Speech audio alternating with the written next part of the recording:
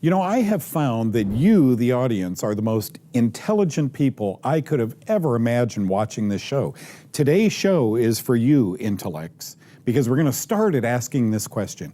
If a toenail antifungal drug helps cancer patients, then what must cancer be but a fungus? Okay, and then Dr. John Trowbridge and Dr. Roby Mitchell are together with me on the set talking about vaccinations and the flu vaccine. You won't want to miss this. Again, you're intelligent. Make your own mind up. And finally, my good friend Daniel is going to be here today talking about doing exercise incorrectly.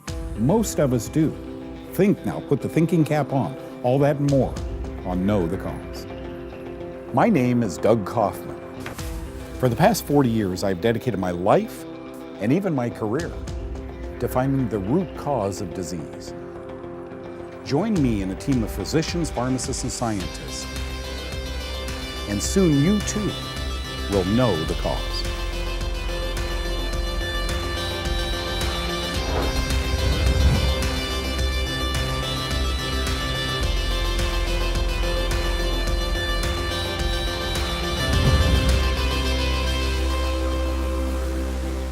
If it were that one paper several years ago, I'd say, okay, so one paper showed Sporanox, a toenail fungus pill, inhibited cancer. It actually inhibited angiogenesis, and it cut off the hedgehog pathway. Okay, we'll explain that. But folks, there have been at least half a dozen papers on antifungals assisting patients with cancer. So as we start off today, I want to show you what someone sent to me. A doctor sent this to me just the other day. Look at this, March 25th, 2016, a short time ago, from the Journal of Medicinal Chemistry. Big, important doctors working on these research papers. Itraconazole, which is called Sporanox, is an FDA-approved antifungal drug for skin and nail fungal infections. This article refers to two repurposing screens that found Sporanox was a promising anti-cancer chemotherapeutic agent that inhibits both angiogenesis and the hedgehog signaling pathway. I know what you guys want to know at home, right? What in the world is angiogenesis and a hedgehog? What does that have to do with cancer? In my opinion, very little. In an oncologist's opinion, huge. I think we're digging for pathways, when in fact, what does Sporanox do? Kills fungus. That's all it does. It's so amazing the way we're doing. The fungus doesn't cause cancer. That's stupid. So we have to find a different way that it might inhibit the cancer signaling mechanism, okay? So let's do this.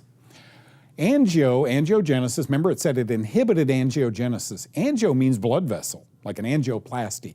Genesis, you read the Bible, right? Means in the beginning, the creation. So angiogenesis means the creation of new blood vessels that support new metastasizing cancer growth. Here's what happens.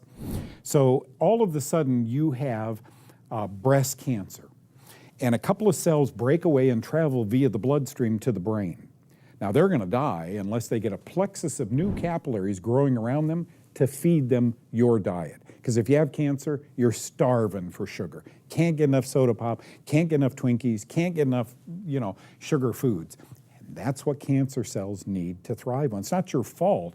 There's a physiological reason behind this. Many years ago, a doctor said in a human cell and a fungal cell relationship, fungus always becomes the dominant cell. You're craving what's feeding the fungus. You're craving sugars, pastas, breads, and so forth. So angiogenesis is that plexus of new capillaries that forms around the breakaway cells, and now the cancer has what? Metastasized. Now they break away here and travel under your arms. They do cut downs on your lymph nodes. Oh, you got 16 lymph nodes that are impregnated with cancer also. Now remember, an antifungal drug may clear it all up, right? So is it cancer? Okay, the next one is the hedgehog, and I know this is very technical, but I wanted to impress upon you how smart I really am. The hedgehog pathway, and I don't know what this means either. The hedgehog pathway is a signaling pathway that transmits information to new embryonic cells necessary for proper development. Of what? I don't know. Improper development leads to diseases like cancer. Cancer drugs are being developed to target hedgehog signaling. It sounds like a fund. It sounds like a research fund. Hedgehog signaling and thereby to treat cancer. Look, I don't know what to say, because I thought a hedgehog was a little animal. I had no idea it was a signaling pathway for cancer cells to go down. But it seems as though what these antifungal drugs do is inhibit the ability for cancer to go down this pathway and create new growth or make the patient sicker. It also seems that Sporanox inhibited angiogenesis, so cancer finds it very difficult to thrive throughout the body, other than that one place, right? It keeps it there. Antifungal drugs keep it there. I spoke to a group of doctors not long ago in San Diego, California, and this is what I taught.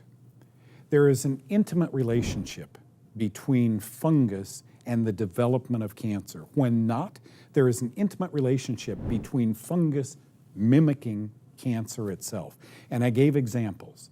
Folks, this is not new. If you have cancer, ask your doctor to take some of the cells from the biopsy and find a place that can test those cells for fungus. I'm very serious. This could be life-saving for you.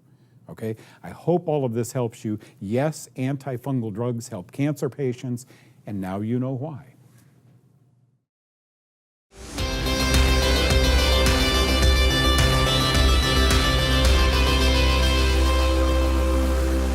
I could not be with two greater men to discuss this very topic of the flu vaccine, or any vaccines really, than Dr. Roby Mitchell and Dr. John Trowbridge. They join us today. Let's start with you, Dr. Mitchell. What are your thoughts when you see that? The Center for Disease Control says that this year's flu shot didn't work. Reminiscent maybe of last year's and the year before and the year before.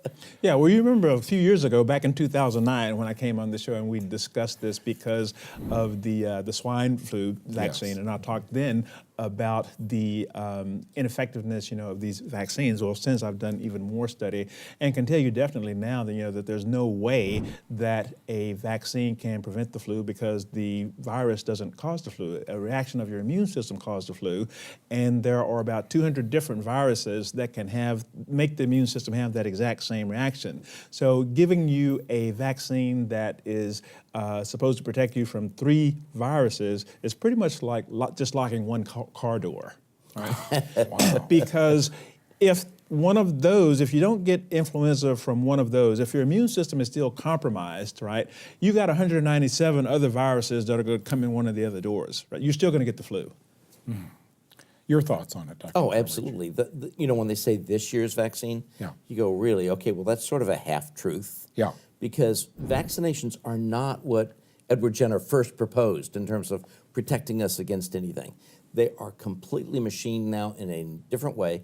Most of them are live attenuated vaccines, which means they supposedly took the punch out of these things.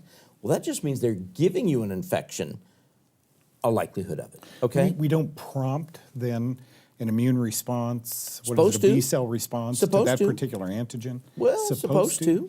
That's what's supposed to happen, but it actually, what does happen is you supplant this, what I call intelligent design. So you have to think how long man has been here, right? Millennia. How long have these viruses been here? Same amount of time. I mean, Zika is not new. How did we survive Zika before Merck came along, right? Or these other pharmaceutical companies? How did we, right? That's a good question. I mean, so we have been inhaling these viruses. We have been eating them. I mean, they coexist with us on a regular basis. We have to, if we have survived this long, have some mechanisms that allow us to survive those. And the way that viruses get into us, there's 2 primary entrance routes, right? One is our gut, and the other is our respiratory system. What happens with our respiratory system is when those bacteria come in, what should happen if we're taking in enough fruits and vegetables and getting enough vitamin A is that they should hit a roadblock, because your cell membrane should be dead bolted, right? If you've got plenty of vitamin A, they should not be able to get in. If they do get in, right, then they're going to get on your DNA and make millions of copies of themselves, and then those copies are going to break out into the immune system, and the immune system will react to that, right, and then you're going to have symptoms, right?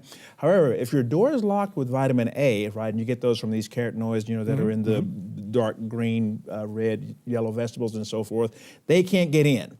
If they can't get in, then they're out here exposed to, one, macrophages, right? Macrophages are the component of your immune system, white blood cells that are patrol guys, right? And they see those viruses, they gobble them up, they dissolve them into antigens, right? And then they take those antigens and they show them to the T cells and the B cells, right? And then they're toast, right, the next time they come in.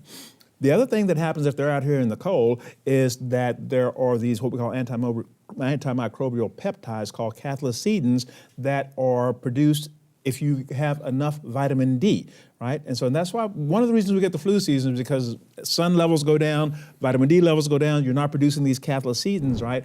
And then the viruses are able to proliferate. Well, if you got plenty of cathelicidins, that's the other thing. If they can't get in, they're exposed to these cathelicidins, boom, right? They die.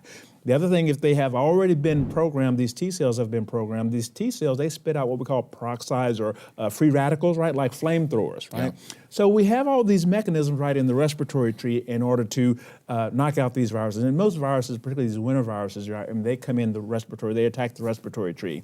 The other thing is they will scoot them so that you swallow them. Now, if you swallow them, then they get dissolved by hydrochloric acid. Same thing happens. They go into antigens, right, and then get presented to the T cells and the B cells, and that's the intelligent design way to fight viruses. This, of course, is kind of counter thinking we see on TV. And the more dramatic the old person standing in line ready to pass out, the more dramatic the scream from the baby with a needle going into its leg, the more people sign up for these flu shots. And I'm not telling you not to do that. What we're trying to do today is educate you. Remember, I'm the guy that went to Vietnam. I was fully vaccinated as a child. That probably meant, 3 vaccines back then. And then we dropped our drawers, took off our shirts, and walked through a line of air guns and needles into our hip, into our arm before I went to Vietnam. So my argument is, wait a minute, you guys, I've probably been hyper-vaccinated, and I'm fine. So when we get back from this break, I want to talk to Dr. Trowbridge and Dr. Mitchell about why don't I have all of these health problems? I think I know the answer. Don't go away. They do have the answer. We'll be right back.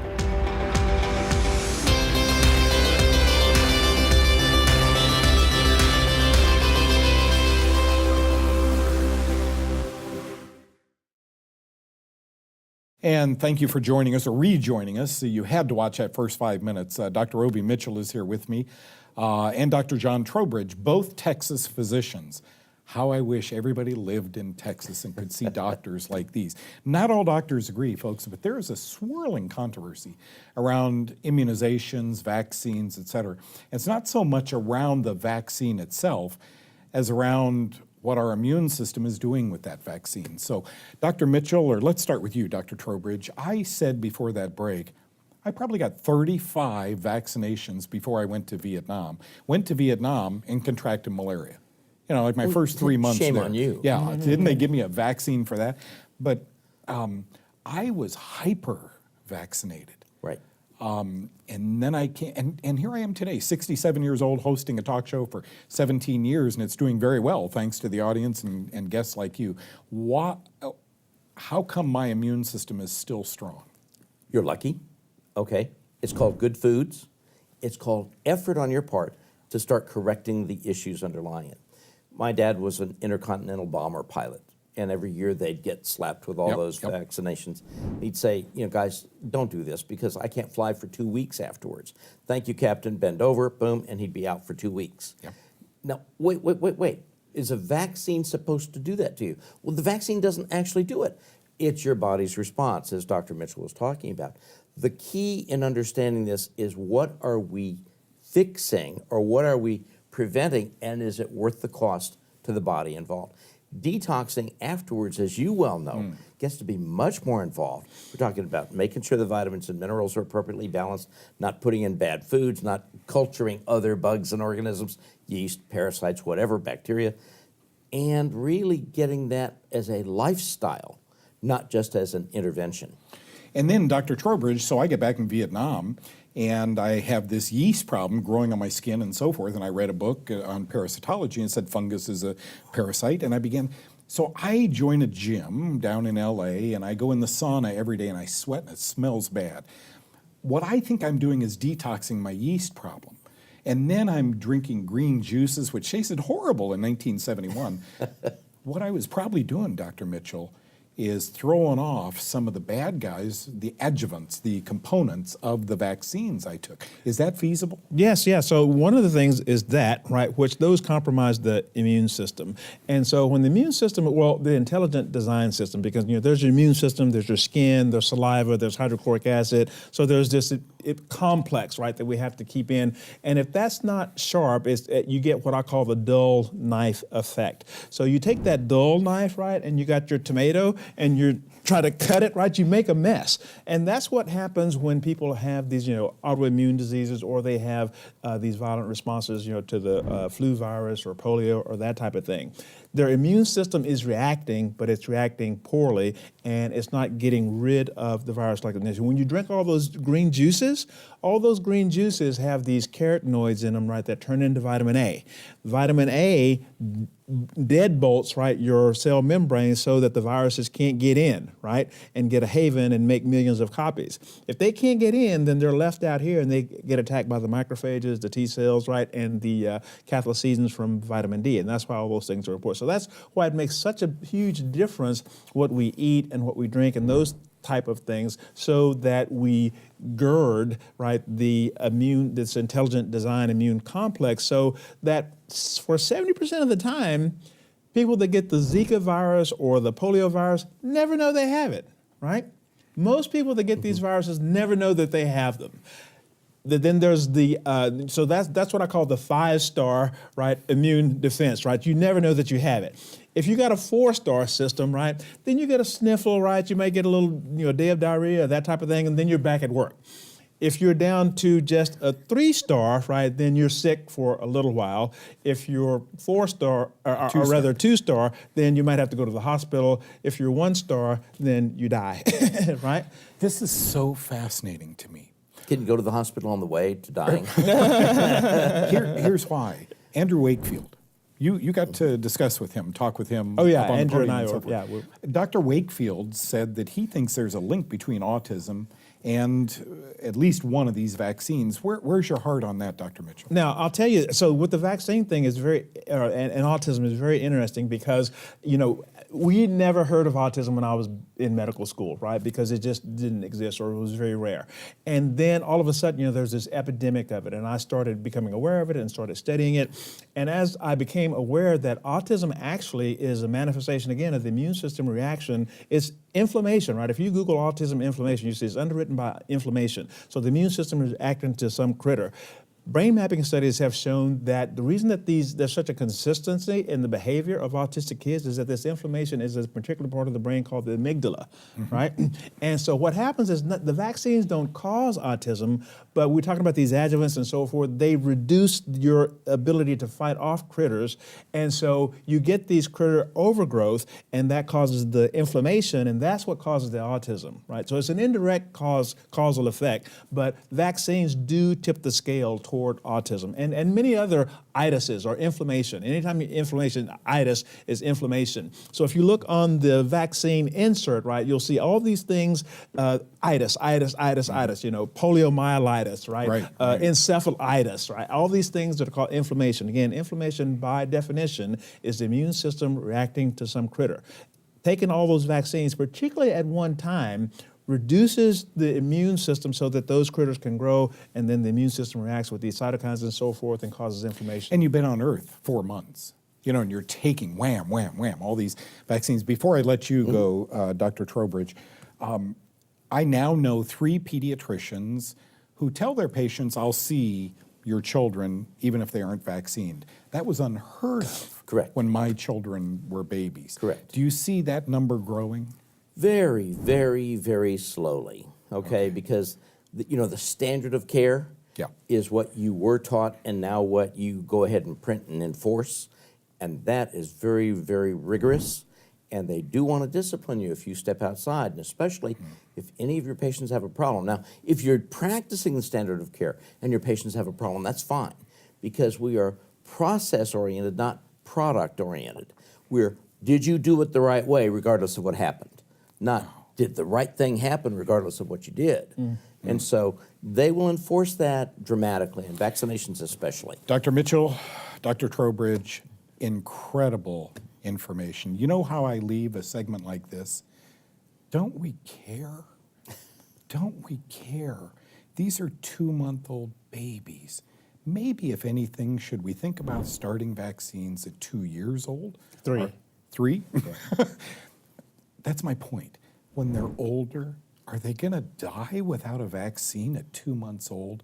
That's where I'm going to leave it. Thank you, guys. Brilliant, brilliant deductions. What do we do with all these vaccines/immunizations? Now you know a little more, but always check with your own doctor. God bless you, folks. I'll be right back with you.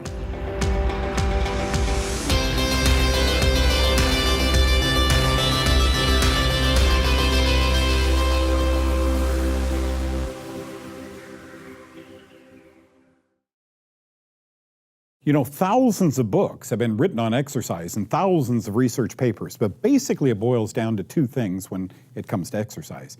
You can do it the right way, or you can do it the wrong way. Watch this.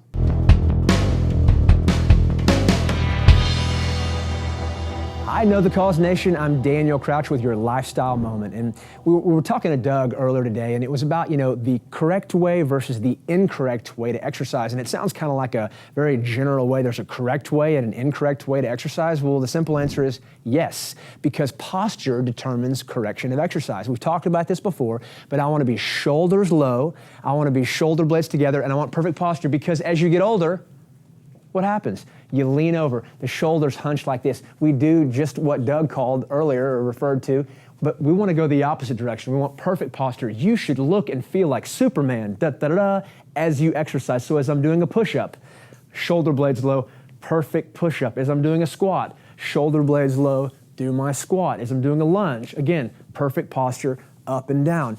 When you do that, you strengthen the right muscles. Okay? You also don't overtax the wrong muscles, which causes injury. A lot of people exercise, they say, well, I exercised and I got hurt, so I don't exercise anymore. We don't want that. We want you to feel good, to see results, to enjoy the phase 1 meal plan, and then to see tremendous results because that's your destiny. That's what can happen. And we've seen it happen so many times here on this show, and we want you to experience that as well. Perfect posture will yield you perfect exercise, which will make the best possible you for yourself and for your family. So simply make the decision. Do you want to be strong and tall and proud, or do you want to end up like this? The choice is yours. Very good. Thank you, sir. Thank you. Now stand up strong and tall. Yes, there we go. It's as simple as that. Being conscientious of your exercise as you exercise. Come back. We've got a lot of cool, more new tips and exercises for you. Cannot wait to see you again next time. I'm Daniel Crouch for Know the Cause.